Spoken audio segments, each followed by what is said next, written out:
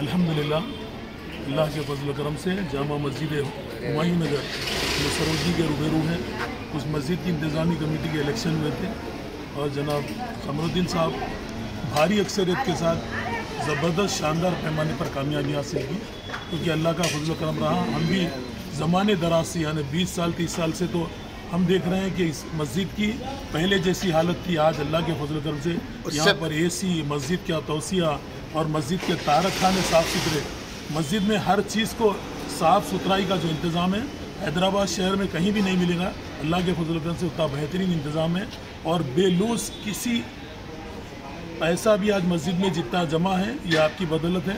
मस्जिद का कोई अखराजात आप इस्तेमाल नहीं करते, खुद के लगा कर दियानतदारी के साथ मस्जिद का काम कर रहे हैं। मैं बेहद आपका ममनू मशकूर हूँ और इन तमाम मोहल्ले वालों का भी शुक्रगुजार हूँ जिन्होंने भारी अक्सरियत के साथ हमारे कमरुद्दीन साहब को जिताया।